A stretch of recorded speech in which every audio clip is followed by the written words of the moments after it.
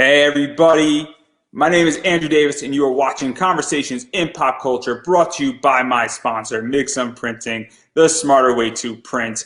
I know printing your creative projects can be confusing and stressful, but Mixum is here to make it easy. From their instant quote calculator that lets you get as many quotes as you want for free to their 24-hour customer service, Mixum is here to make sure your printing experience runs smoothly from start to finish. And right now you can choose from a range of premium printing options and materials. And the company has also printed many successful Kickstarter campaigns. A bunch of them have actually been on this show, and a bunch of my friends have been on the show, and they say some amazing things about Mixum Printing, and they are very, very happy with how it goes. And with Mixum, they offer services in the United States, Canada, Australia, and the UK, and Mixum can print and reach your audience around the world. So if you're ready to print smarter, not harder, head over to Mixum.com, and right now they're running an amazing promotion where listeners of my show can drop my name, Andrew Davis, in the message tab of a current order to get a 5% discount on their first order. And I know that 5% makes a huge difference when you're either just barely passing your goal or you fund a little bit above your goal. Every percentage point matters. So that is Mixam.com. Again, type my name, Andrew Davis, in the message tab of your current order to receive a 5% discount off on that order. And so without further ado, I have with me comic creator Braiden Cox. So welcome to the show, man. Hey, thanks for having me. It was good meeting you at Travis's big creator get-together he had online a bit ago. I know, I was the odd man out. I was the only one who's not a comic guy. And I'm a podcaster, but obviously I was very, very excited. I'm getting 2 interviews out of that at a minimum. And we don't talk about Fortnite, though. I'm just letting you know. That's fine. Chuck wanted to talk about it, and I said, no, Chuck, you can't come on. And he knows why. He knows why. We are a family-friendly show here. But having said all that, and kidding aside, obviously that's Chuck Pino, and he knows that we're joking. And everybody gets all upset about it. You right now actually have a very cool Kickstarter going on. Serve issue 1 is right now, and I know you're a little bit above halfway funded. Yeah, so we are at 870 out of 1,500, I believe. We've actually had a pretty good first week. This is my first Kickstarter in like 5 years, and I'm actually surprised how well we're doing, just because I had been out of the game for so long for personal reasons. But I'm glad that I am doing something right. So let's talk about that, because there's a lot going on, and for those who don't know, what is Serve? Because it's a very interesting Kickstarter, to say the least. So Sever. Sever. Just so you guys know, one of the reasons you should back this Kickstarter is because all the books are done. These are all the variant Kickstarter covers. Everything's like, so Sever is a horror romance book about friends that started a heavy metal band. It has some LGBTQ we're going to talk about it, I promise. Yeah, and then it has a lot of, it's inspired by heavy metal, as you can tell by this cover. This is a tribute to Holy Diver by Dio. As you can see, the character is, getting wrapped in the chain, and it's the main bad guy. And like the horror aspect, Sam Raimi is one of my biggest influences, so this is based off of The Evil Dead. I think this is a nicer version of that cover. And we're going to talk about all this stuff. And so the story takes place a few years after the main character, Chloe Williams, or also her stage name is Ellipsis. So before she got into heavy metal, she was like a punk rocker. And so growing up in an age of where people don't use proper grammar, she kind of used ellipsis as a coined term, because it's like using proper grammar now is a punk thing. Because of the pure irony of no one using proper grammar, like, through texting or through messaging. And so she is playing, her and her friends are in their final year of high school. and then they want to go play in their metal band after they graduate. And there's a lot of high school clique tensions. There's a lot of necromancer cults, severed hands, a lot of really fun perks and quaints to the book. Let's dive a little bit into it because there's a lot of stuff going on with this, and I'm actually super excited. So for those who don't know, I actually reached out after I did a little reading on this, and there's a reason why I asked you. So I get solicited, and I also ask people, and I do some soliciting, and so I chose to solicit you. And so obviously Chloe Williams, sort of, as you stated, was into punk rock, and then she became into heavy metal, and obviously she's playing in a heavy metal band, and she's obviously dealing with either being bi or coming into the fact that she's a lesbian. I'm not exactly sure which, and I'm sure you're going to tell me which. And obviously she's playing with a bunch of her friends, and there's a lot of stuff going on with high school drama. So there's one of her friends is Katie Horde, and Katie is a popular girl, and she's also sort of, standoffish in school, but a metal band leader at the very end of the day when it's not the high school drama. And then also we have another friend who is Alicia Cho, who's a bassist, and she's the smartest, and she's always planning ahead, and she's sort of the planner of the group. And what makes this all very interesting is that they're performing, and Chloe has a girlfriend, Marilyn Penhurst, who mysteriously died in a car crash 3 years earlier with her parents. The body was never found. And, well, Marilyn is back. Right, yeah, so... what's going on is what I want to know. And so, where did this even without come giving from? up too much... well, you read the book, so you kind of know what's going on. So to kind of They don't. Yeah, the audience doesn't know. Yeah, and we don't want to ruin it for them too much. We just want to give them a little taste. So what happens is that it has to do with the necromancer cult. So Marilyn comes back, and she has this secret agenda, and her goal is that as you read the book, she's going through and finding certain people that she recognizes from the cult that, and she was held by them. I'm not going to give too much away or what happened during there, but she was held by this cult, and now she's pretty much hell-bent. After escaping, she's hell-bent on getting revenge. And she's pissed. She's... Rightfully so. I mean, let's be realistic here. And so, and as you read in the book, and that's why, the weird thing about this metal band is that they have, they have a guitarist, they have a lead singer, they have a bassist, and Ellipsis is fighting everyone on not wanting to get a drummer. Because Marilyn was part of their band, and that was her girlfriend, and so she is adamant on, I do not want another drummer ever, and, they try to explain everything, it's one of my favorite quotes, if you don't mind me reading it. I kind of got this from one of a lot of these characters are based off of my friends that were in a metal band, that I was in a metal band with them. And then so this is just one of my favorite quotes is they're arguing about the drummer, and they're Alicia, the level-headed one, is look, dude, we got to have a drummer. The drummer is our metronome, the atomic clock. It's the heartbeat of the band. And, that's just, it's such a powerful thing, because it's true, because the drummer is the one that keeps the beats, it keeps the rhythm. They're missing that piece to their band. And so there's a lot of stuff going on. And one of the things that you mentioned is that obviously Marilyn wants revenge, and she's bringing a lot of dark energy, and she's raising up some hell, I think is a really good way to put it. There's much more graphic things I could describe. And and it's this idea, though, that she's back, but this band is also dealing with some stuff, and there's a lot of stuff going on, and there's a lot of moving parts. And one of the things that's very interesting about this is that obviously Chloe is dealing with Marilyn being back.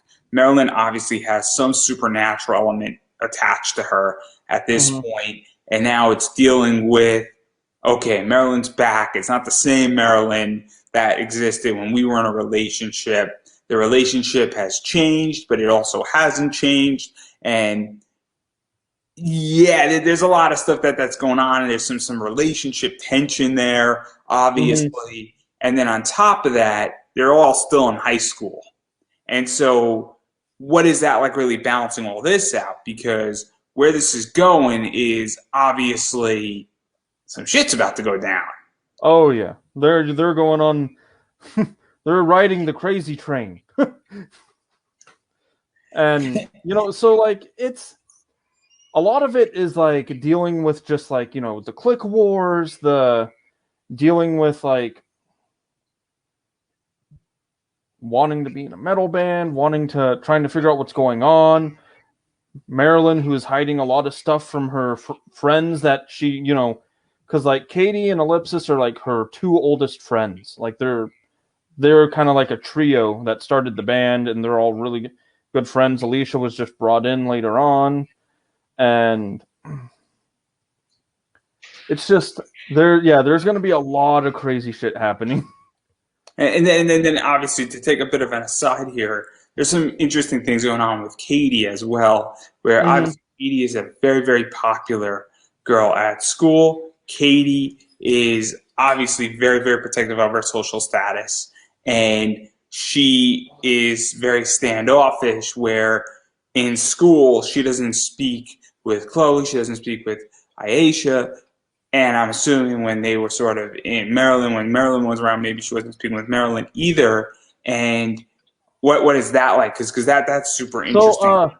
so the 3 years before, they actually did hang out a lot more because they were a lot closer. I had it so that Marilyn's death kind of split them apart a bit, and so that's when Katie started being like, I need to protect my social status, or else because I don't want to disappoint my very rich dad, who's owns half of the town and is in with all the rich elite kids, and it actually stems from a lot like one of my friends and we had a friend like this in high school where it was I we know, were I know okay you. to hang out with him outside of school, but inside of school he would be like, he's like, why are you talking to me? Gross. And then we ended up stop talking to him because there's one year we went to his birthday party, and like all the popular kids started showing up, and then like he totally forgot we existed, and then one of the kids were like, what are they doing here? And it turned into the whole like he was like, oh, I don't know, my mom just invited them to help set up or something, they should be leaving soon. So we left, and then he tried to be mad at us. It's like, dude. So we all have friends like that where Yeah, I had a friend who what mattered to him is that in high school, the second he entered high school and he was in advanced science, and we don't speak to him anymore, and for a lot of reasons. But second he entered advanced science, which meant he got to go to high school in science. He had to wake up early and take a different bus and all that stuff. What wound up happening is that it became very serious, and the friendship started dwindling, and it dwindled, and it dwindled, and it dwindled.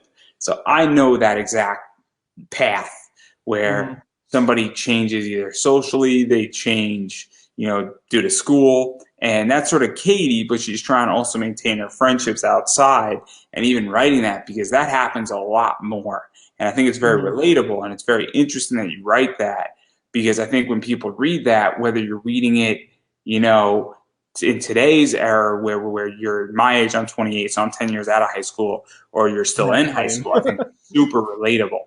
And I think that it's a very interesting entity. And so, what is that like to capture and really So put forth because it's timeless in a lot of ways. yeah, so you also get like I get to write stuff that that like as I'm capturing it in the book, I also got to add responses that I never got to say before, because at the time I was just so mad, and like as they talk about, they have kind of like a deep conversation when they meet Katie's Uncle Joe, and like they come up and like they have the big fight. And this isn't much of a spoiler, by the way, guys, because you can read the first 7 pages for free on the Kickstarter. So they get in a big fight and they come through, and her uncle's like, he's like, "Did you guys fake a fight again to get out of school?" And she was like, "Yeah, you know how Dad is. He wouldn't want me hanging out with these people." He's like, "Why don't you just tell him to stick it?" Like, and in a way that was so that was kind of based off of my friend's mom. Like, she would always tell him that and be like, "Why don't you just? Why do you care so much? It's like they're your friends, and they hang out with you, and like they don't care about what you're into. It's like why do you not want to hang out with them inside of school?"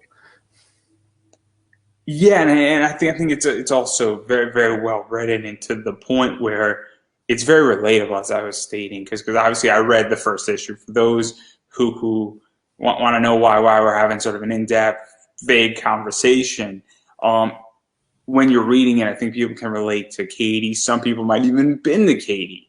Mm-hmm. Obviously, I was fortunate enough with my main friends and the friends I'm still with and hang out with. We were never like that. We were all the outcasts, and now Oh we're yeah, cool kids. that's We're all the cool kids exactly, now. yeah. I know that feeling. Like, all my friends, the friends that I'm still friends with to this day, are all of my core group of friends that nobody wanted to hang out with, and so we kind of formed our own little group, and we're all still really close. And like the 4 characters in this, the Marilyn, Ellipsis, or Chloe, Katie, and Alicia, are all like mishmash of like a lot of my friends that I'm still really close with today. And so it's very interesting in that regard because I relate to a bunch of these characters, and obviously we had a Katie who I'm not friends with, and he went the smart route, and his mom, Mm-hmm. a super whatever type person who ruined him.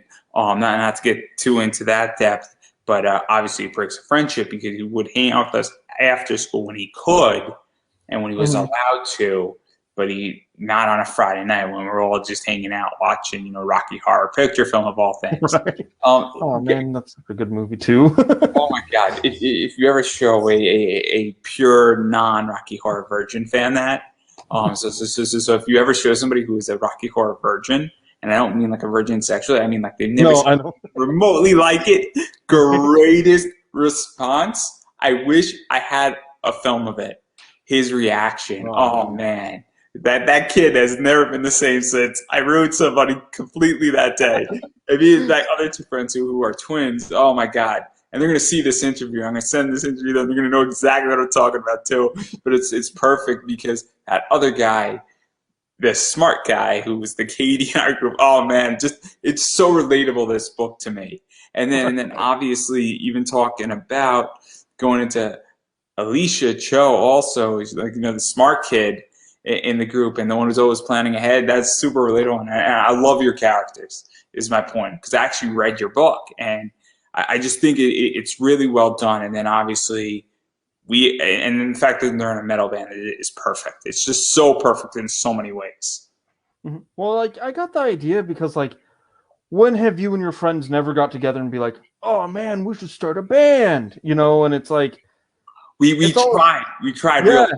See, It was the well, see, summer of that's the '69. thing, is that you tried, and it's always one of those things you do with your tight group of friends. It's like, man, we should learn an instrument. Let's play in a band, and it's like, oh yeah, dude, let's do it. Did you know what I just referenced?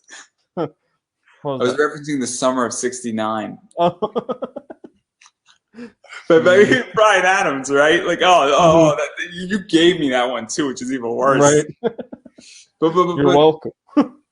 but this is what I thoroughly enjoy is that that's the other thing, and you nailed it perfectly. I feel is that we've all tried and said, let's start a band, let's Right. start a YouTube show, let's start a wrestling company, right? It doesn't matter what you want because legitimately you could have taken anything and you could have put wrestling over this the way it's written. You could have put a YouTube thing over it. You could have put, let's all be actors over this because it works and it hits that nerve and it hits that sweet spot in so many ways. and it's amazing. And I think the metal thing is really perfect though, because everybody wants to be a musician. Everybody wants to perform. Everybody wants people to go ballistic over them. And then there's always the band fights and all that stuff. And and I might make a semi-sexist thing, but it's also the drama is in this too a little bit, and it's nice to see though that it's high school girl drama, and that's also nailed nicely. Really nice. Oh man, high school girl drama. That was our drama. No, just kidding.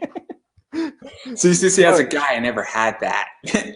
Instead, so a lot of it, we never had a lot of it either, but I did have a lot of like my friends that were girls, you know, like they had all sorts of stuff that I got to pick from. And like one of the fights actually is based off of one year in high school. I was just standing by the lockers and these two girls just, oh my gosh, and girls are brutal fighters, dude. Oh my God, they're the worst. Like nothing is held back. Like there's nails, there's hair pulling, there's punching, there's kicking, there's biting. Like it's brutal. Like you see two guys go at it and they're just like, you know, they're ready to just knock each other out. And then when the guy falls down, the other guy helps him up. It's like, yeah, good fight. And then, but girls, it's a whole different animal.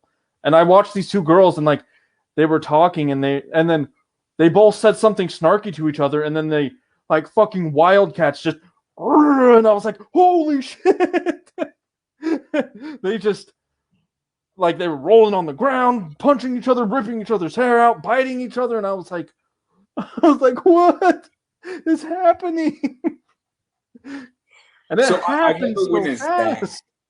I've never witnessed that, but I've seen snarky comments. I've seen things saying like "girl's fat" to her, and I just look and I'm like, "You are fucking fine." Like right. And I'm like, I just look like somebody saw my face, and then I looked at them, and they looked at me. I'm like, "What the fuck?" Like that girl is smoking hot. Like girls are brutal too, man. And so that's in there too. But obviously, this book isn't brutal to that. I mean, yeah, it's not that brutal, but there's truth in the book is where we're going with this, in which that there's something that I feel like, and this is something that's so interesting, is that you really hit a truth and you hit a point where everybody knows that point, whether we're going all the way down to the bottom of the floor of that point, right? Going just a little under the surface, and everybody knows it, and it really creates a very interesting reading experience. And I would imagine it was super fun to write as well, because you're invoking emotion, and you can invoke a lot of emotion depending on the reader. And oh yeah, it's definitely that's a lot of this book I love because of how personal I made the characters. Like it's all based off of stuff that I've actually dealt with, and I know that people have dealt with. You know, like you mentioned, you had the Katie friend. I'm sure you had the Alicia friend. You had probably the Ellipsis friend. You know, and like it's just, I was kind of going for a lot of heartfelt content, mostly for this book, that like things that people can be like, hey, I've dealt with this at school. I've dealt with, you know, I remember dealing with this, and that's kind of what I was shooting for. Is I kind of want, well, you know, I hope that no one dealt with being abducted by a necromancer cult and that was yesterday. You know, all that other stuff. Kidding aside. Why do you think I don't interview on Mondays? Right.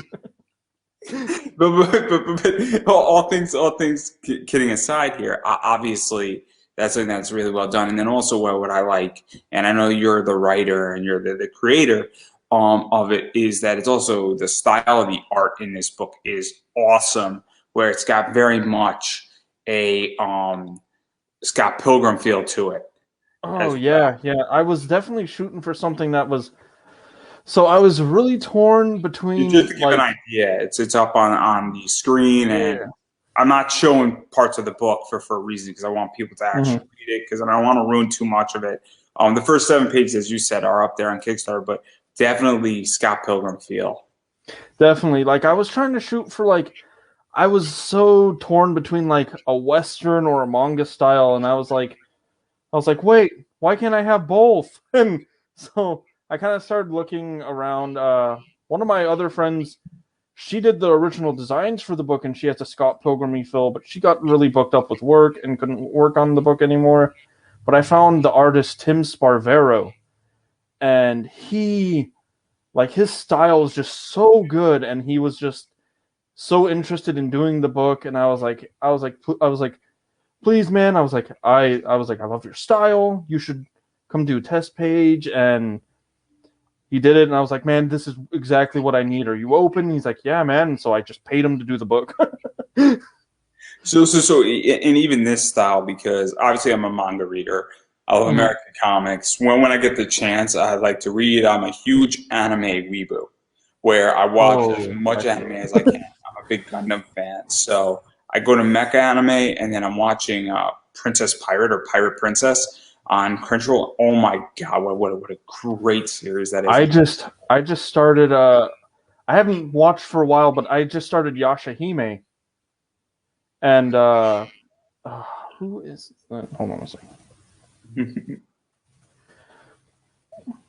Rumiko Takahashi. She is one of my biggest influences. She does, Ranma 1.5, Inuyasha, and then she just came out with Yashahime, and like she is one of my favorite writers, next to like Junji Ito and a few other guys, but So, Kentaro. to the reason why I bring all this up, and obviously you're an anime fan, I'm an anime fan, Mhm. is that I view, Brian Lee is the name slipping me who does Scott Pilgrim. I'm sure everybody knows who I'm talking about, and the name is slipping. Mhm. But I don't view that as manga. I view that Right. as very much American inspired, but Western meets Eastern, but like Right. 60% American, 40% Japanese manga style, and it's a very unique style where it's definitely more comics. But what is that like? Because your book definitely it works really well with your book. Like certain books, it would just be really bad with, Right. and it's a very cool style when it works. But it's also the story where your writing works with this style, very much like Snot Girl. Like that Right. writing works. And so, what is that like to actually know the style that works and have that anime vibe? Because this is very much an anime feel type comic. Right. Yeah, it's nice. Like I never thought that I would be writing something that was manga or anime influenced, and this is definitely something different from what I usually do. This is completely different. Like my first series, I have it with me, but Reclaiming Godhood is very Western, very, like very, I forgot the term they call for it, but very like, muscular dudes, high power fantasy, as I believe is what they call. Is like big muscular dudes fighting guys, and it's and to know that I like nailed that, I feel that I did a good job on something that is completely unrelated and completely just the opposite. I am very proud. Like I love this book, and I feel that the story and the art mesh well together. And like you said, that is something that's very hard to do. It's like looking for artists while writing books is so hard, because like you comb through so many portfolios, and like when I found Tim, I was like, oh my gosh, I was like, this has to be it, like this is the style I want. And even to talk about that, because obviously I'm always looking for artists, and I'm always looking Mm-hmm. for writers, and I hit up a bunch of wrestlers, I hit up a bunch of voice actors, and cosplayers, and in a given year I shoot anywhere from 300 to 600 messages, if not more, and emails out, and sometimes I get really lucky. I'm fortunate enough that I've been doing this for 8 years that I know how to name drop with certain people, and they say yes immediately to me. and they say no to other people, and people ask me how I do it. But even finding people and finding the next superstars, it's something that I actually struggle with because it is very hard to figure out who's going to become big and where to even go. And so what is that like for you? Because obviously going through people on ArtStation or going into Facebook groups and also knowing people's track record, and also there's people who are really good, but guess what? They get signed to IDW, they get signed to DC, they're working for Xenos, Right. they're working for Dark Horse, they're working for Dynamite, you know, or they get signed on a better indie project that's paying them 4 times as much with work for the next 6 years. And you don't want to take an artist away from making real money. Yeah, like I really try to avoid that too, because like I know that there's a lot of artists that I would love to work with, but I know they're also crazy busy with projects that are paying better and they're doing way better than than I am. And there's nothing wrong with that. Like I'm glad that they're getting work and they're doing great, but it's nice to find somebody that's just like, hey, I can work on this, and that's not like. And also be committed, right? because Tim, right? It's Tim, right? Yeah, Tim Sparvero. He put a lot of blood and sweat into this book. He penciled it, he inked it, he lettered it. This book is edited by 2 people. The initial script was edited by Katrina Rowitz, and then Chucky P. Yeah, we don't talk about Chuck. Yeah, we can't talk about Chuck. No, but he No, we're not talking about Chuck. he came in and did proofreadings just as a favor. He's like, hey man, I read over your book. He's like, there's a lot of proof errors. I was like, you mind if I go through and just kind of fix it? And it probably happened in translation for it getting lettered, And I was like, oh yeah, I was like, if you want to, I greatly appreciate that, And he went through and he did the proofs, and Tim was kind enough to be like, I was like, hey Tim, do you mind fixing the proofs? And he was the proof editing. He's like, and I was kind of like, I was expecting oh man, are you serious? Because like I've dealt with artists like that before. It's like, you want me to fix this? Oh, that's stupid, and it's like, okay, I'm sorry. But he was just like, he's like, yeah, let me make this book the best it can be. And so he went through and he fixed everything. And like, he went and redid all the lettering for like, oh my God, it was like a good third of the book. And he's great. Like Dave Lentz did the logo, Yeah. And Tim made the back cover using the logo. And he went through and he even slapped the logo on all the other covers for me. And Tim is just great. He put a lot of work into this book, and he helped out so much. Like he made the credits page too, and like the credit page actually looks really fucking cool. Like,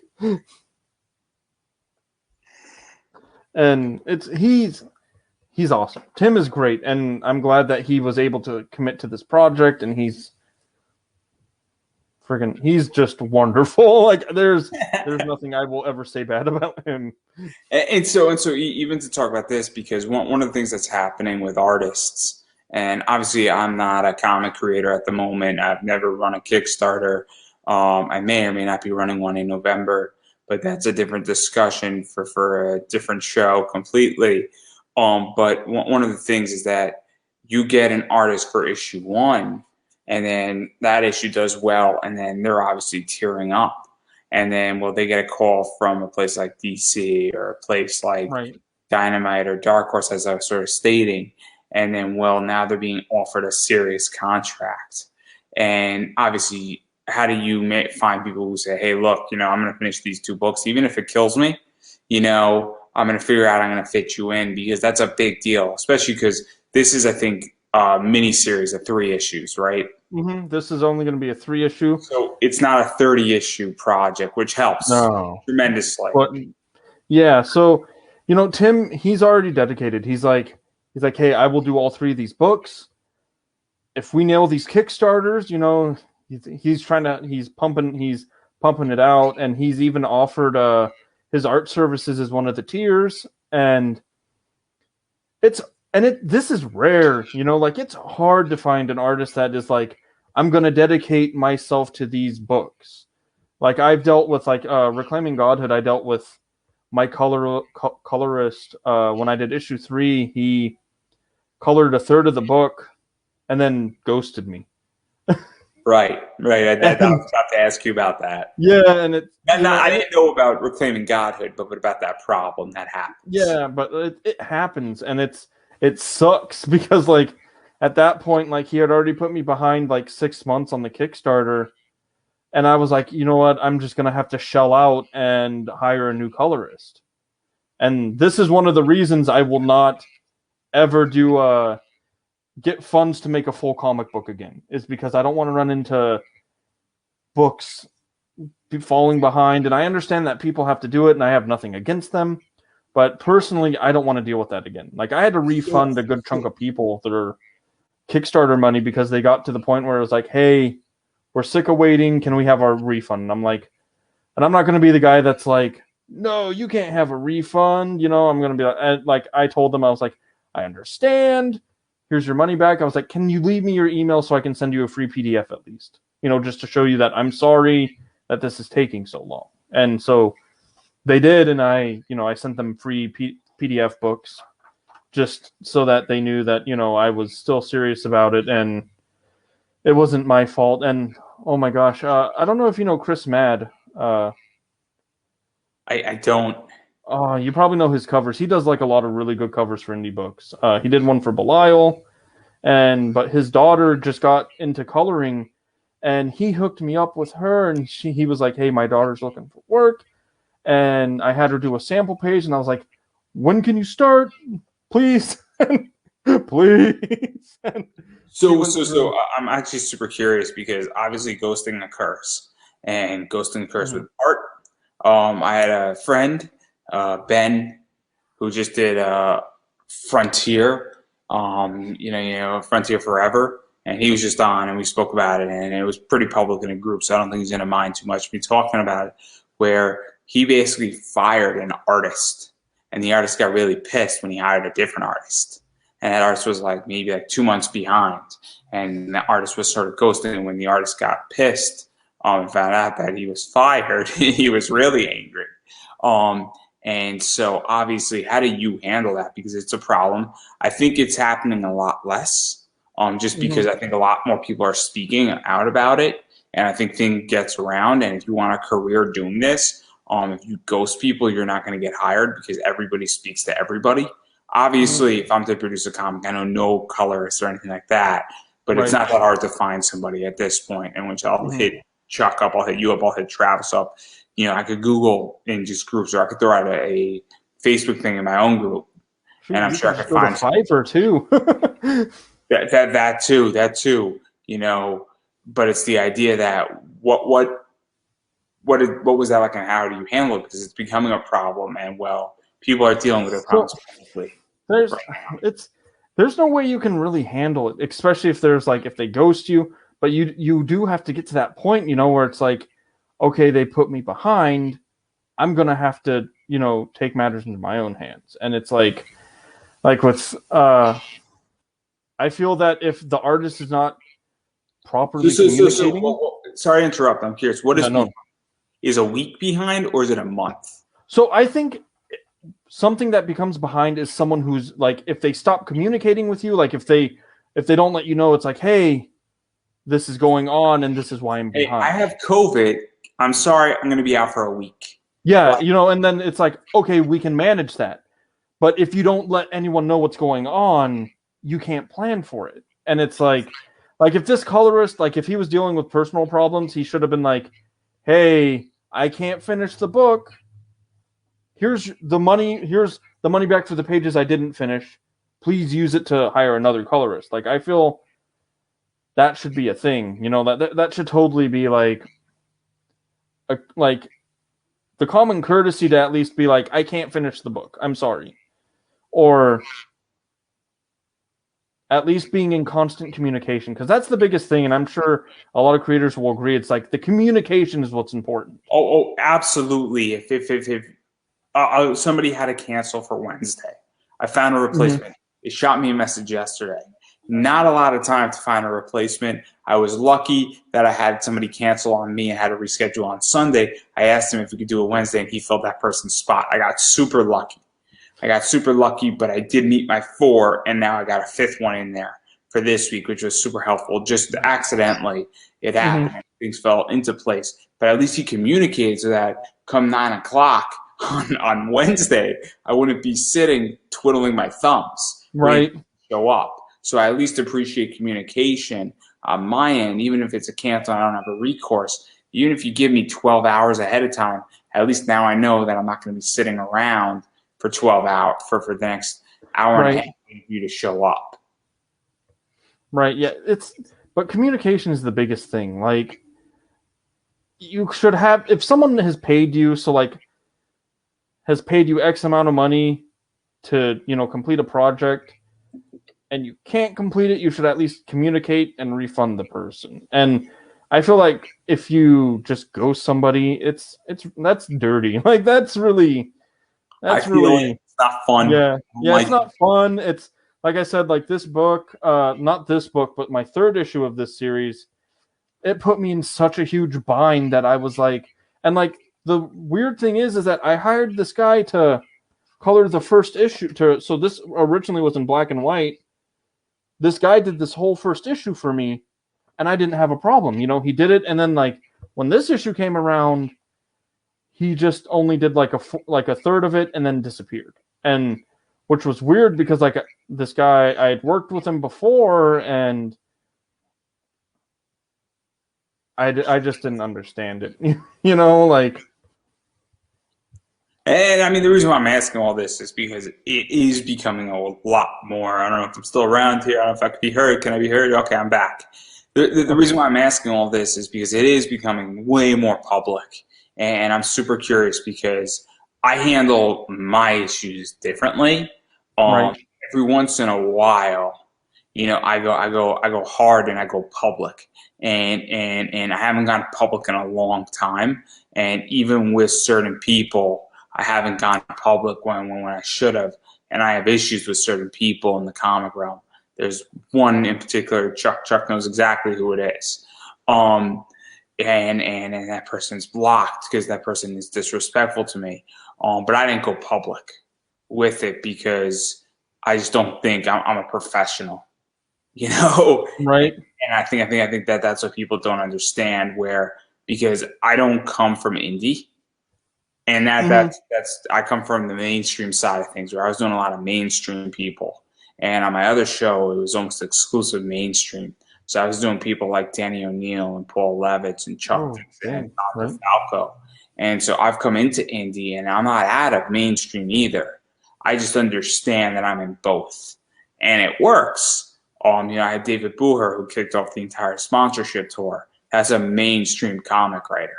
That's not a indie comic writer. Canto is an indie book by definition. It's got an indie vibe, but it's mainstream. It's an awesome book. And so the point I'm trying to make is that I understand how to be a professional, and I think what's happening, and I'm curious what your thoughts are on, and we're getting controversial, I promise, is that I think that there's now an issue where you have to publicly call people out to some degree. You have to publicly state certain things, because if you're ghosted and somebody runs away and you pay them a good amount of money for art or whatnot, other people need to know it so they avoid that person, because it's like giving a drunk a drink. Right.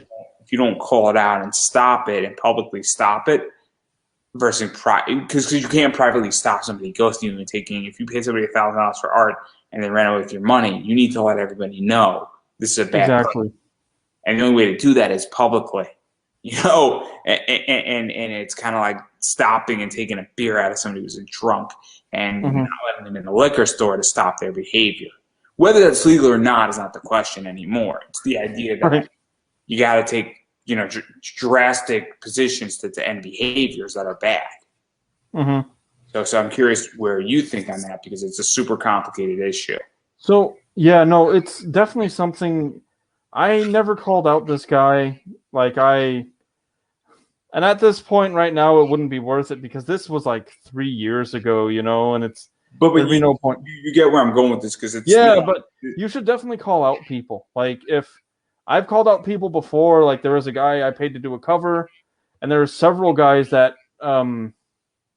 paid him to do a cover, and he just vanished. Luckily, I was able to get my money back. That's the great thing about PayPal. Always pay for goods and services. Never send money as a friend because then you can't get it back. Always find a way to protect yourself. Like I even have written out small freelancer contracts that I have people sign, and it's like even if you know they try to run off with the money, like you can take it to court, I guess, but you can also use it as a documentation for PayPal. If you pay with PayPal and they're like, "Hey, you didn't deliver, we're gonna take the money back." And PayPal's like I've never had a bad experience with PayPal.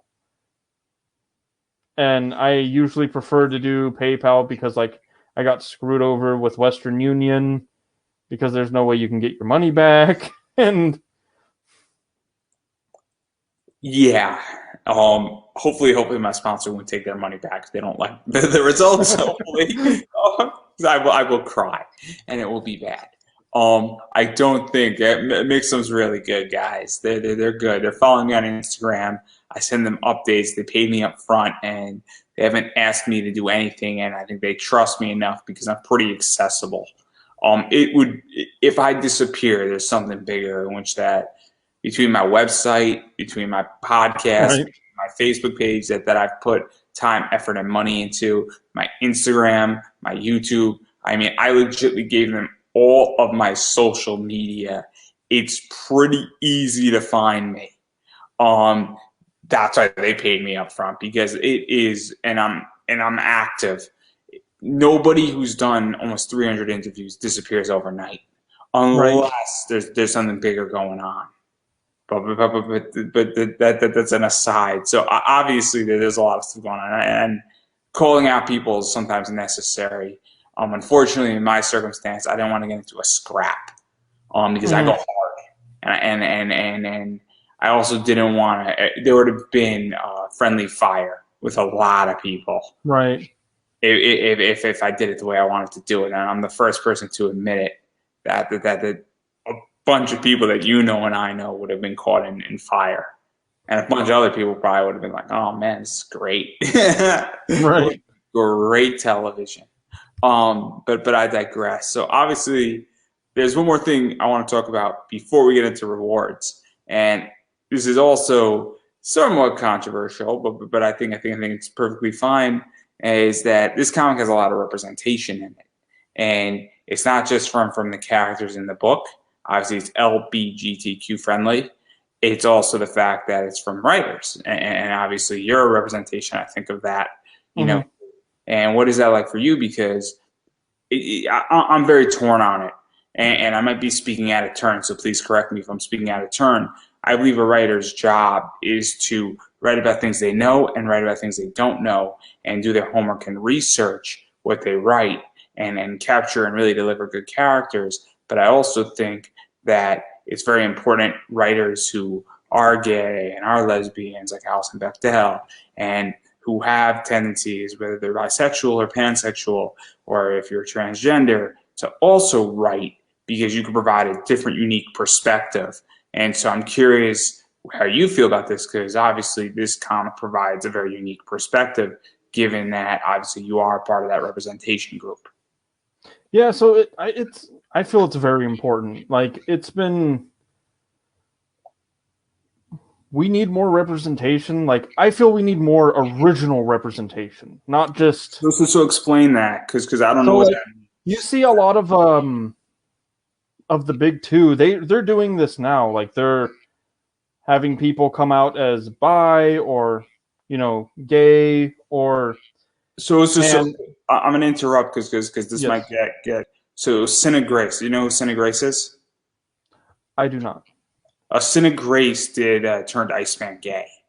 Oh, See, and there's nothing like I don't feel like there's anything wrong with that, but So, like I so read a lot of those the reason why I bring books. Sin of Grace, Sin of Hmm. Grace is a gay Muslim. Hmm.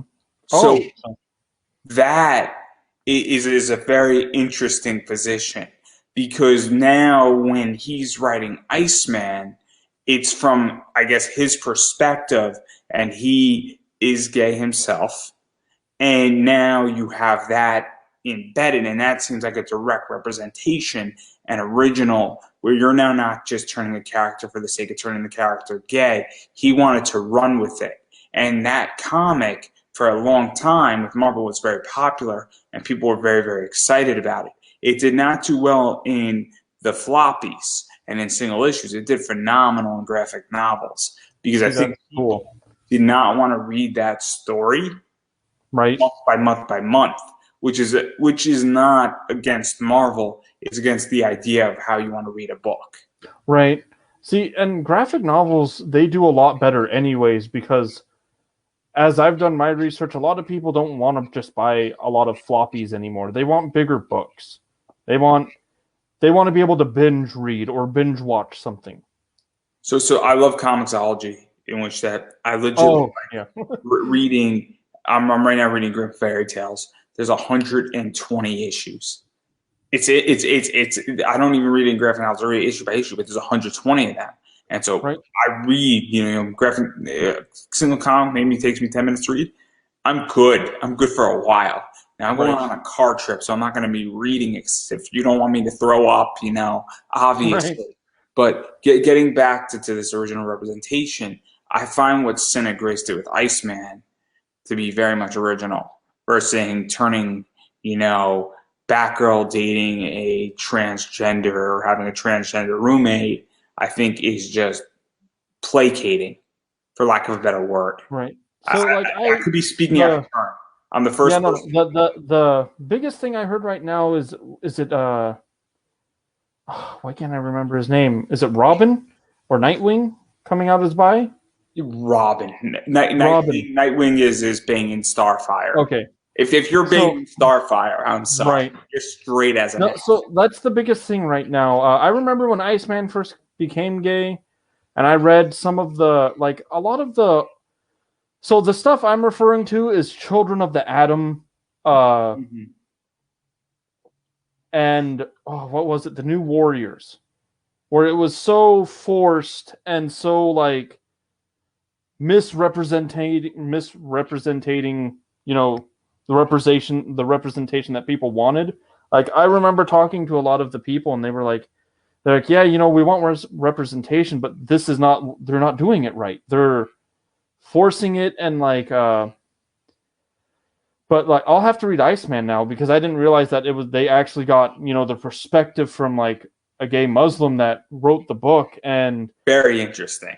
and so because So, like from if I remember right, the New Warriors and Children of the Atom were written by a bunch of straight white guys, which I think is what the problem was, is that they are not having the right representatives writing the books. so do you think it's the right representatives, or do you think it's even just doing research? So Um, doing research is also a huge thing. If you properly do it, you should because always do your research. I'm going to push back a little bit, and I'm curious your opinion. So I am straight, and I don't think I'm bi. Obviously, I'm attracted to women. That's what I'm into, but I've done a lot of research on gay comic creators, and I've done a lot of firsthand research. So I've interviewed Howard Cruz before he passed away, rest in peace, and we had a one-on-one interview, and we spoke a little bit more. And I've done stuff, and I've done a lot of deep diving into Alison Bechdel, and I've done Mhm. research into Joe Phillips, and I've read a lot of that stuff. And I've also had an interview with Trina Robbins, who was very instrumental. And I've gone down and I've had conversations with Dennis Kitchen. And so when I do that panel, I'm very, very knowledgeable on the topic, and we go through the history, and we go through how somebody got there, and what was gay comics looking like, and what Mhm. was, all these women comics that obviously were to women, and obviously were presenting. And Trina did, I think, the first open lesbian comic, and then Alison Bechdel did Dykes to Watch Out For, and obviously Joe Phillips did, Boys, and now, man, I'm slipping it, and he did an advertisement for Budweiser aimed at gay people, and they hired him, and it was a local ad that became a regional ad that became a national ad. And so I think that's a big problem, is that if you're going to have somebody who is not gay writing your comic, they need to know the history and they need to do homework on it. And so I'm curious what you think of that, because obviously That's definitely. I feel that's, as a writer, that's your job. Like, if you are delving into something you don't know anything about, you should do the research and you should make sure. Hours. I mean, Yeah, spend 50, spend 60 hours if you have to. Because like I'm not like the main characters in this book are gay. I'm not gay. I'm bi. So you have to like reach in and talk. Like I actually talked to a lot of my gay friends, like pure gay friends, not just bi or pan. And I kind of like, I kind of want to know like what it's like for them, because growing up in high school, being bi wasn't that big of a thing because you could still, date girls, and people like it was during a time where like if you were dating within your same sex, you would still get a lot of flack for, and so like the bi kids could hide it a bit better. And like I don't mean to say that as like a cop out or anything, but growing up in a town with a bunch of rednecks that would jump and beat the shit out of you for being gay or bi, or it's hard. Yeah, I can imagine. It's so, and so like, I talked to a lot of my gay friends that, I went to school with, and, they would tell me about like, the fear factor of like dealing with that all the way, and it's like, holy shit, like you don't actually know how some people have it until you actually like talk to people. So the reason why I bring up my point is that I've had, when I do that panel, I've had a panel that in the room wanted to kill me. And then I've had people when I said, hey, Target is they do June just to make you all complacent.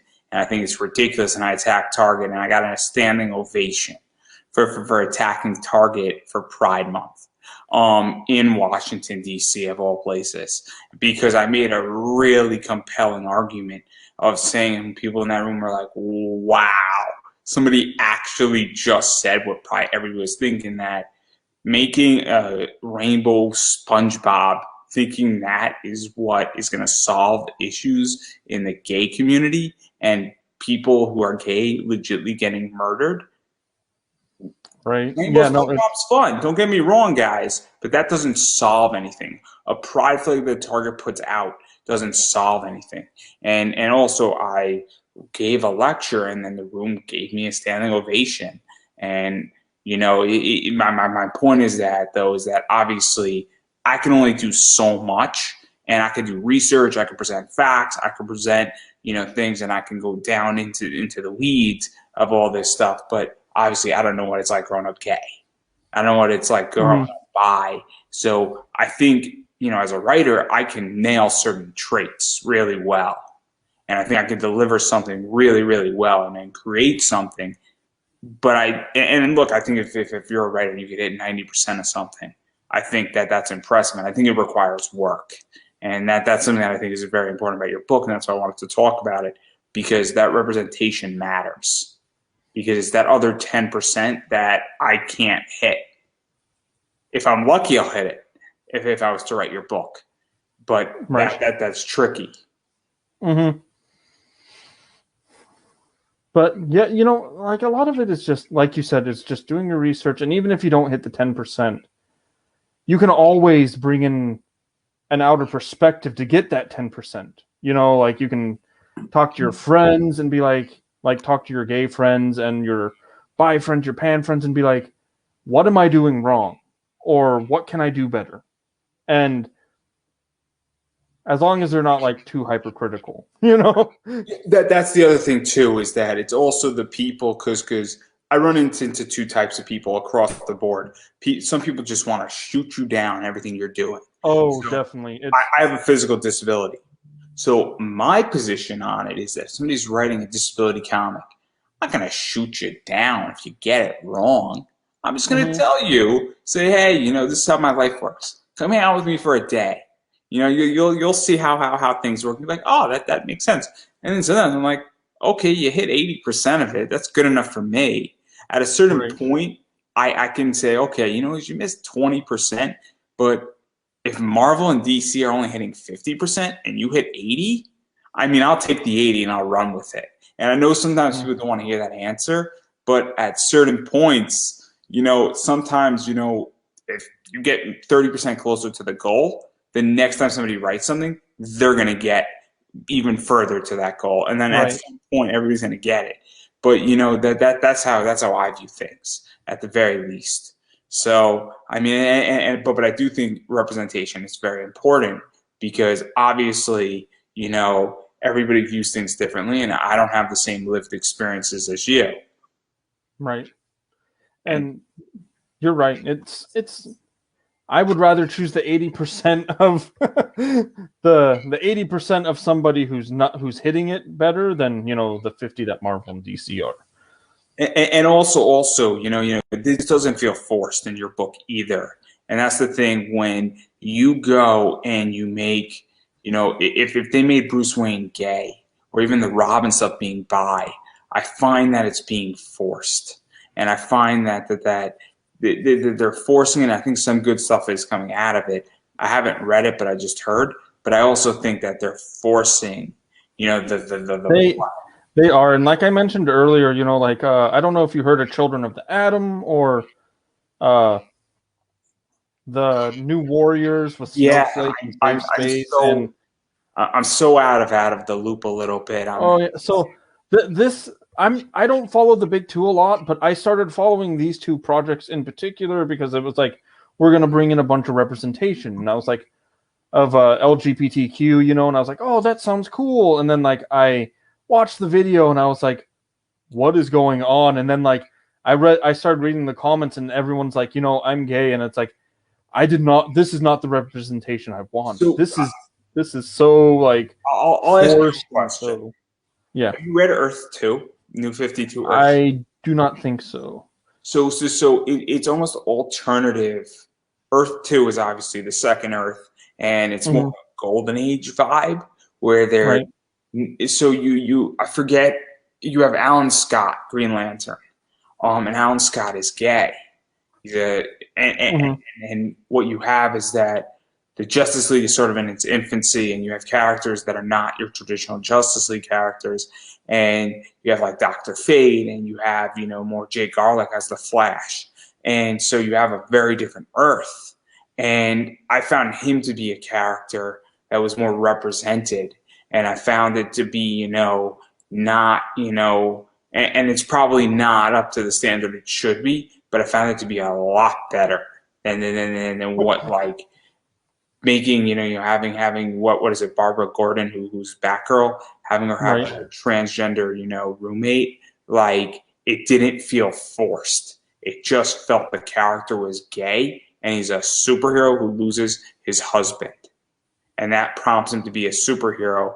But there's nothing tremendous about his relationship beyond that, and it's known that he's gay, but it didn't feel forced. It just was run that okay, it's just the norm, and it was a very interesting comic because him being gay was a secondary thing to him being a Green Lantern.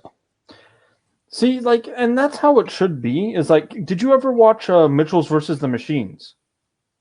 No, I haven't. I'm so out of Oh my touch. gosh! So they tackle it the same way. It's like so just like representation should be important, but it shouldn't be the main focus of the story. And people may disagree with me for that, but like initially you're there for the story. It's not just about like it shouldn't just be about I'm gay, so I should be or I'm bi or I'm pan, and that's all this book should be about. Because then it becomes a very two-dimensional kind of thing. But like Mitchell's and the Machines, the main character is gay, and it's like and it's just kind of like they naturalize it, and it's just like this thing where it's like like she's like, yeah, I am gay, like it, and it's like just such a minor thing, but you pick up that she's gay, and it's like, oh, and it's like, this is how it should be done. Like it's so better, well You know, done. I have another good example. Do you know who Darren Young is by any chance? No, I do not. Darren Young was the first openly gay WWE superstar. So he was asked by TMZ, "Do you think a gay superstar in LAX can make it in the WWE?" He said, "I don't see why not. I'm gay." And they were completely like dumbfounded. And he just said it That's right off the top of his thing. Some people in the locker room knew, but like Randy Orton was talking about it. He's like, "I didn't know." Titus O'Neil knew, but like he came out and then he was after he went back to his hotel room, it's like he calls a friend of his and then he's like, "Yo, you got to call Stephanie McMahon because she's like a brand chief ambassador and you got to let them know what just happened. This is going to air in like 30 minutes." And then he was like, "I'm Ellen," but nothing changed in the career. It was and just that's how it should be, like and it it's was great. It was beyond mhm. important, and it was just one of those things that was like, okay, nothing's changed. Awesome, this is cool, great. He's a wrestler, and a bunch of wrestlers basically, like Big Show said, yeah. So he's gay. That doesn't mean that if he doesn't fuck up in the ring, that I'm not gonna yell at him. If he fucks Right. in the ring, I'm gonna yell at him regardless. This has nothing to do. If he's unsafe in the ring, I'm gonna tell him he's unsafe in the ring. There you go. So I mean, and the reason why I bring this up is that obviously we're heading into controversial territory, and your and my career is over now. So clearly, Well, yeah. but I do think this is important because I haven't had somebody who I've had was able to have this conversation with. I think it is a very important conversation to have, and I think that some people are going to agree with me and you, and some people are going to disagree. But Oh, for sure. you can't make everybody happy. So Definitely having not. said that, I obviously want to get back into some fun stuff here, and let's talk about the rewards. And so obviously there's digital, and then there's the physical copies. And Mhm. so we're going to talk about it. I think there's four, covers, right? Yeah, so like I said, I have them. If you guys there's that's the main base cover by Alia Alter. She nailed it, and the colors are by DC Alonso. The You let next me cover, point. Yeah. You're just going to tell me what to put up. yeah, I'm just gonna tell. So this cover is done by Damien Aviles, and this is actually an Immortal Hulk homage cover. Like there's a, I and know this cover. I know this yeah, cover. I have this cover. yeah. So exactly, that's good. That's and yeah, no, he just fucking nailed it. I love, and he works in like colored pencils and stuff. So like you have like that natural like watercolor colored pencil feel for this piece, and it's fucking beautiful. And so what's cool about this cover is obviously you're paying tribute to something. You get the Mhm. metal in there, you get the guitar, you're in a graveyard scene. It's got very much a heavy metal type feel to it. Mhm. It's got that, sort of death feel to it as well. And it's really just nice and it's a fun cover. And also I like the fact that, the girl with the guitar looks more punk rockish and heavy metalish, and then the girl next to her looks a lot more innocent, and Mhm. it creates a very cool thing. And then obviously just the demon thing looks awesome in the moon, and Mhm. it's really just a focal point, and it's a nice touch. All right, and then the next cover. So yeah, this is an homage to one of my biggest horror inspirations, Sam Raimi and the Evil Dead. My favorite my favorite horror series. Evil Dead 1, 2, Army of Darkness, Ash versus the Evil Dead. They're all it's all just, and you can tell because of the severed hand bits. So definitely a lot of Sam Raimi influence. It's also really cool that the Yeah, carving the her guitar. climbing out of the pile of hands and So yeah, no, this is an awesome cover, and then there's obviously this cover too, and we mentioned it slightly, but really Mhm. cool cover. Yeah. So this is Dio was my favorite metal composer growing up, and he died a while ago, and I was, it still hurts. But I wanted to pay homage to him because, like, he influenced me so much, and like his music is just such a big part of my life that there's no way I'm not gonna, pay homage to my favorite metal composer. And so obviously I just love this because it's awesome, and it's also really cool just to pay art tribute to Mm-hmm. people and also give this. And so and I forget the tiers, and I probably should have wrote it down, but So what what what luckily, what, so a what's the lot of them are price? very punny. I like to throw in puns a lot into stuff, as I'm sure you saw in the first book.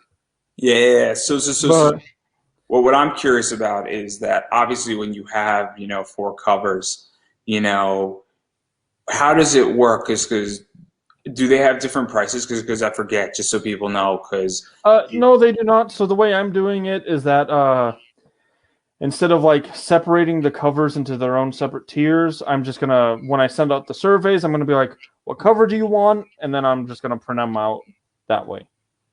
So that I was just curious because people do different things differently, right. And prices. then like I did put add-ons, so like if you do want all covers, you can go in and buy, Damien Aviles' Kickstarter exclusive, or the Bethany Turlins, you can buy the separate ones if you want to, and as an add-on. And but like as if we're gonna go down pledges, so I have the hands-free book, which is the Yeah, PDF digital copy. you have stickers and a physical. You Yeah, have there's and stickers. so just so you guys know, I did order everything ahead of time. So I have all of the rewards already here. Other than the pins and the guitar picks, which are on their ways. And but like the prints and the mini print and the stickers are here, along with the proofs of the books. The picks, unfortunately, they're still on their way. And the first 100 physical backers will get a guitar pick, a Sever guitar pick, just for backing the book. And so obviously there's a lot of stuff out there, and then Mm-hmm. you also have a retailer's perk, which obviously I'm getting into that. I actually just got my first retail perk from somebody on Kickstarter, so I'm going to be listing that and see how that goes, because if I sell through on eBay, and that's a good thing, within a month and a Mm-hmm. half or 2 months, obviously I'm going to be picking up a bunch of other people's things. So it's a test for me in a lot of ways, but I think it's very important to offer retails, because getting books into indie comic shops, getting indie Right. comic the comic shops is very difficult. Definitely, yeah, because a lot of shops, a lot of indie creators know this. They do co-signing, which is because we can't afford to do the full like diamond price cutting, which is like I think diamond charges a lot less, for shops to stock books, and it's hard to find the balance because like we can't afford to like we can afford to give a good discount, but we So, can't so, so afford. I'll go into this because Mhm. I'm entering this space right now. So I'm an eBay store. So I need a 50% discount. I just do, Mhm. because I have expenses. eBay takes 13%. And Right. also I am going to be marketing it. And now I also target certain things because I sell a lot of Zenoscope books. Mhm. So Travis just shipped me some Cthulhu Invades Wonderland books. That pairs nicely with my Zenoscope books. So one of the things is that I have to be very selective, because I know my Mhm. audience really well. Mhm. I know that somebody who's interested in an exclusive from Zenoscope, and they like Wonderland as a thing, they're gonna say, "Oh, Cthulhu's cool, Wonderland's cool. What's this?"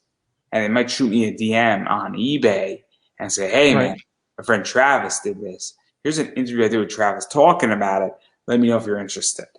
So I, unfortunately, because I'm an eBay store, I have to be extremely selective. Now, Right. I'll give you a great thing, and this is such a good teachable lesson. If somebody sells heavy metal comics and magazines on eBay, that's your ideal customer, because this book is definitely pairs nicely with it. And so now somebody who's into that, because obviously this is dealing with heavy metal, this is dealing with things like that, or somebody who sells LBGTQ friendly comics, this is perfect for an eBay store or a store that specializes in that. And I think this is a mistake a lot of comic people on Kickstarter make. When you're looking for an indie shop to be in, you got to do your homework and you got to call them up. I got my sponsor because I called them up, where I said, hey, call me. And we dealt with it on a phone call. I get it. It's terrifying to do that. But pick up a phone and call your comic shop. If you know they specialize in certain things, you're going to want to go and talk to them. I specialize in Zenescope books, in things like, Big Dog Inc. Okay, those things go together, and that's what my audience wants. So when I'm selling Cthulhu Invades Wonderland, that fits right into the genre. And also, legitimately, this project that I started is 12 hours old. So I'm speaking from the very beginning of this thing, and I think it's very important. But I also think that it's complicated because you need to make money, and it comes an issue is that are you going to make $5 on the deal and profit when you're selling? Obviously, you're making a lot more on Kickstarter, but you also just want to get your books into a shop. It's tricky. It's tricky. I don't know how much Travis is making on me on that retail thing versus the idea of saying, hey, I just want somebody to pick up 8 of my books so that he sells them, and then he's going to come back in 4 months from now when I have my next project. So it's tricky. Yeah. So like I said, it's hard to give like the 50%, but I did my best for my retails perk. Like I think that it's only $5 more than like the 50% because I want shops to want to buy the perk without them, investing so much money into it that they're not going to, and they end up not selling the books, or I want to at least make it fair enough for like both parties. Or one of the mistakes I have with retail is that I'm obviously a podcast. So if a lot of shops have live sales, a lot of shops might do interviews, you can offer more than just your books. You could offer saying, hey, I'll just do a 15-minute, spot for you. And we could put it up on your Facebook wall if they're interested, because now they're getting social media.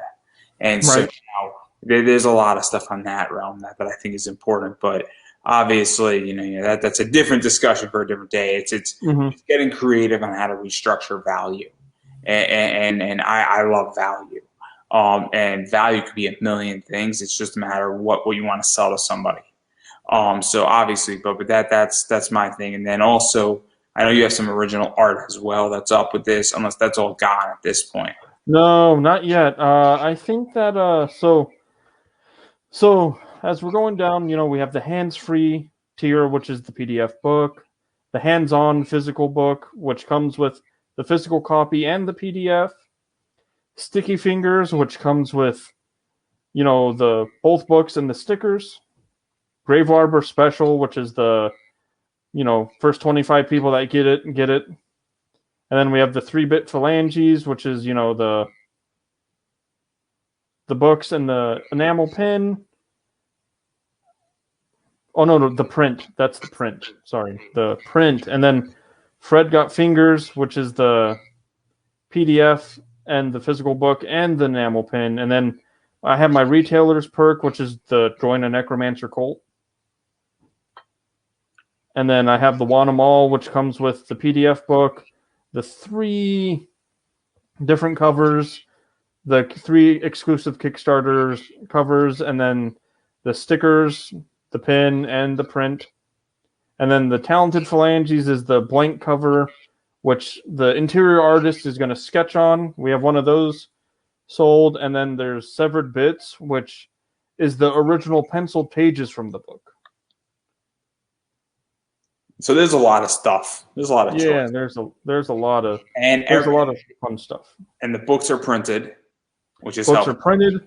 Rewards are almost here. Like by the time, if we get funded, by the time I order books, which would be like 2 to 3 weeks, as soon as they hit the door, they're getting packaged and shipped. and so I think that's important too, where this is a very quick turnaround time, where we're not waiting 3-4 months. You're going to be banging it out relatively quickly, and that's important as well. So obviously there's a lot going on, and I don't want to keep you here all night, but I got one more question before I give you a chance to self promote All here. right. And I'm super curious because obviously, and actually, I got two more questions because it's going to lead in. So, what part of the country are you located in? And it's So going to be I'm in the Pacific Northwest. So Washington State. so you're West Coast. I'm Hmm. obviously on the East Coast. The reason why I asked this is that you might know what I'm about to ask. If you saw my last name, you know what I'm going to ask. I asked this question, and I've been asking it so many times, is that obviously, in March and all the way up, we were doing better and sort of in the summer with COVID. And where do you think we're heading with cons and all that stuff? And where do you think cons are going to adapt and for the next few months and even going forward? Because obviously, COVID is very, very complicated and it affects conventions differently and it Oh, affects for any live sure. event. So I'm curious how you feel about it and what it looks like on the West Coast because it's So complicated. what I've noticed is that like a lot of the cons are even now. It seems like they're going to have a lot more restrictions. They're going to be some of them have been canceled already. But I've been seeing a lot of things like even though like cons have not been surfacing as much because like over here on the West Coast we have two of the biggest cons like what the two biggest cons over here, are Emerald City and SakuraCon, which is the big anime convention they have every year. And so I feel that even though hopefully cons will come back as soon as all this is over and we get the COVID stuff under control. Hopefully they will be coming back. But I've also noticed that like even though cons have been dying, comic creators have still been able to sell their books on Kickstarter. And a lot of the reason is because like people still want entertainment, people still want to read, and I feel that even though cons may be dwindling down a bit more, is that we will still be able to hit our target. Like we will still be able to promote our books through Kickstarters or through Comixologies, and even like a lot of the online cons that are becoming a bigger thing are seem to be taking more root than a lot of the physical cons. Yeah, I mean, personally, I don't think I might never ever go back to a convention. Because I do a lot of networking online. I mean, more people online. I mean, I speak to people all over the world, and I'm not a Right. comic creator. And I think I could speak and network and communicate with more people through Facebook than I've ever been able to. And I don't miss the interaction. I mean, if you're a fan of mine, as a podcaster, you could shoot me a DM on Twitter and we could talk. And if I really had a lot of fans, if I had 10,000 fans and they were paying me $5 a month, we would all hop on a Zoom call and I could host like 100 people on a Zoom call and we could all talk. So, Right? Yeah, that'd be yeah. and so I just view this very differently. And maybe it's because I'm part of the great digitalization pivot, but I am way more influential than I've ever been in my life. And I didn't have much of an audience starting, and I had a small audience in 2020. And when I went live and I started doing this, I mean, I did 90 my first year. I'm hitting 185, it looks like this year. And I know way more people from all over the world. You're in Washington. I'm in Connecticut. This wouldn't have been possible 20 months ago. I mean, it Right. was possible from a technology. It would have been not been possible that it would have been on the table from us doing it. And so I think Hmm. it's a real, change. And I think conventions and meeting fans is great, but I think there's a shift of the guard. And I mean that's how I view it. I could be wrong, but I am clearly part of the great digitalization pivot and I am against cons because I think there's a million more ways I can interact with my fans right now Right. and than I could ever do at a con, at a table, or on a panel. And I've done it, and I did it for 10 years, and I have gotten more viewership in the last year than I've ever had in my life. And it is unbelievable. And I've Right. influencing. So that's how I feel. But again, I'm not a comic creator, so I'm speaking from a digital product person who does digital things of media with comics is what I talk about.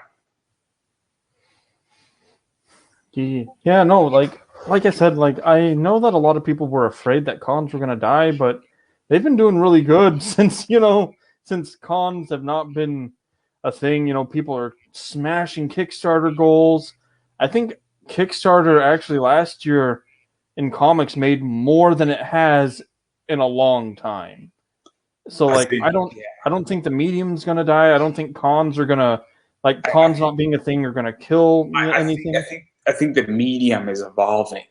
Where Mm-hmm. I think the middleman and the gatekeeping is over. And I think a lot of people don't understand that comics have always evolved. I Right. think people thought that cons were a distribution fan meeting system. And I think now that's changed because guess what? I could host 9 people. We could have a private meeting, we could have a public meeting, and on Zoom, if I pay for a nice Zoom call, I legitimately can get 10,000 people into a Zoom call. Right. And if I wanted to pay like $1,000 or $5,000 a month, I could get every comic creator who has a Kickstarter in the last year on, and we would still have room for people. And not that I want to do that, but that can be done. Right. And I mean, I just think the medium is evolving, and I think that you have to be part of the great digitalization pivot. So welcome, guys. Welcome to being part of the digitalization pivot. And we get to play Yahtzee with Stan from South Park. Nice. Profile, keep moving. Profile, keep moving.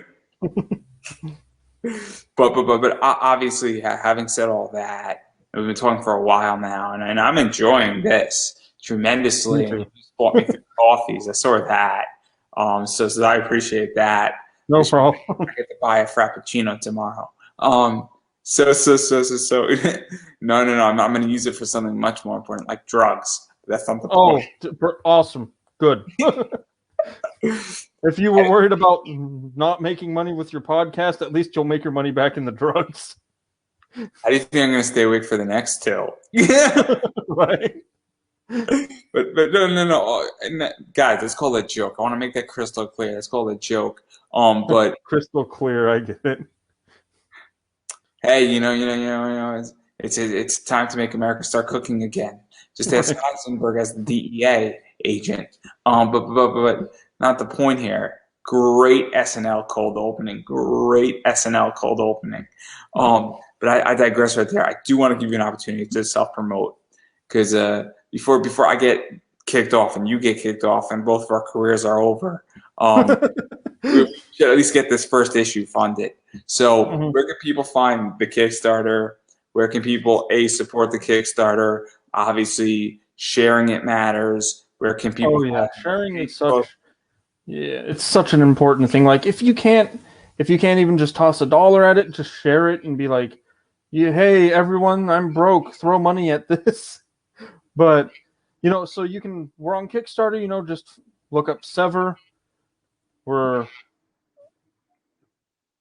about 8, I want to say. Hold on, let me do the math because we're about 60%. We still have 24 days, so we're doing really good, like I said. And just so you can go to just type in Sever in the search bar, or there's always the link that hopefully I can get up. And you can find me at Braidoxian Studios on Facebook or the Braidoxian on Instagram at the This is Braidoxian what on it looks like, Instagram. guys. Mm-hmm. So Sever won a metal-inspired horror comic. Obviously, they're at 861. They got 37 backers, 24 days. So look for that really cool image with it, and it should pop up. Pretty cool. So that's something that's important to look at. Also, I'm going to probably just add into the comments right now. This So obviously it's in the comments on YouTube and on Facebook. It just popped up. So anybody who's looking right there, that's what it looks like. So obviously it's in the comments now. You could look up and click that link as well. But yes, continue. Sorry, I wanted to just let everybody know. Yeah, no, not a problem. So, like, you can find me at the Braidoxian on Instagram. So, you know, it's spelt exactly like I have it right here on the thing between Braidoxian Studios. And you can find me on Braidoxian Studios at Facebook. And obviously, if you just type in, Braidoxian Studios on Google, It it'll should be like the only thing that pops up. So obviously, and as I've been saying it, and I'm going to keep saying it, is that you have to support indie. And what that means is obviously you have to back Kickstarter projects because that's what gets books funded, gets books across the finish line, whether they're printed or not printed, or whether they're finished or not. That's what really helps get things across the finish line. So that's something that's super, super important to do. But even going further, you also have to share this stuff. So that means you have to share on Facebook. You have to like on Facebook. You got to share on Instagram. You got to share on your Twitter. You got to review things. Obviously when the book comes out, you should write a review and make a video review. That is super helpful. So lets other people know. Also, if you know people, maybe DM somebody, say, hey, super interested in this thing. Obviously it looks great. Also, talk to your local comic shop because you never know. They might be looking for something and it matters. And you'd be like, oh yeah, I saw this really cool book. They got this Kickstarter. Can I show it to you really quickly on my phone? And you never know because obviously people do things. Or better yet, if you know a comic shop, send the info to Braiden because obviously you can make a phone call. They might be interested. You could sell it and maybe Oh yeah, for sure. Because it's important, and you never know who's watching and what's going on. And also following on social media. If I already mentioned, I probably did, but I'm going to just reiterate it. That also is super helpful as well. And also, what I've been saying is that you have to support indie projects beyond just Kickstarters. And I'm an indie content creator myself, and Braiden did something very cool that I want to acknowledge is that he bought me 3 coffees on Buy Me a Coffee. And that obviously I was joking that I'm going to go buy some drugs with it. Obviously, all that money actually goes back into this show. So it goes back into buying equipment or running ads or, getting email help or buying, some things that are needing or software or, sometimes, something's going on and I need some help with something, and I need a logo design or something, or I need, a banner design. All that stuff goes back into it. I don't take that money out or it goes into running Facebook ads to promote or anything of like that because things come up in a business, or a bunch of this now, even though I have a sponsor and it's covering my expenses for a little bit on my show, at some point that sponsor might renew, that sponsor might not renew, and this goes into a chest that allows this to continue. And so it does go a long way, and that $15 might not seem like a lot, but it's so helpful in so many ways. And even $5 is beyond helpful because every little dollar matters. And I was gonna say even that George Washington, man, that little George Washington makes a difference. I mean, I'll take a penny if you got a penny, Right. penny because pennies add up, and then I know this because I have cryptocurrency that's producing me 1 cent a day in interest, and then you'd be surprised how fast it adds up because 1 cent becomes 2 cent, becomes 3 cent, becomes 4 cent, and then 70 days in, I'm not producing 2 cents, I'm producing 3 cents, and you might say, oh, you're only going up a little by little by little, but it adds up, and Right. so obviously It's the long game that matters. So I greatly appreciate that. So obviously on that note, that's Buy Me a Coffee, guys. It's up in the description, but I want people to obviously back your Kickstarter first and foremost because it's an awesome project. So on that note, I'm going to give you the final word. All right. Well, you know what, guys? Thanks. Well, thanks for having me, first of all. And it was great. If you guys can, you can't, like he said, if you can't back it, can't back the Kickstarter, share it. Share it with people that might be interested. Share it with the, LGBTQ community. See if they're into it. I put a lot of heart and soul into this book, and I'm very proud of this book, and I guarantee people will love it. Yeah, no, I'm super stoked for it because obviously I got a preview copy and it's really well done. I don't think anybody's going to be disappointed with this book. So I recommend obviously back it digitally or physically because I don't think you're going to be unhappy with it. And Yeah, even if you can just buy a digital book, or you can't just share it around. Let's help get the word out. yeah, no, I think that's a perfect place to end. So I believe that Mm-hmm. is a wrap. All right, have a good one. Thanks for having me.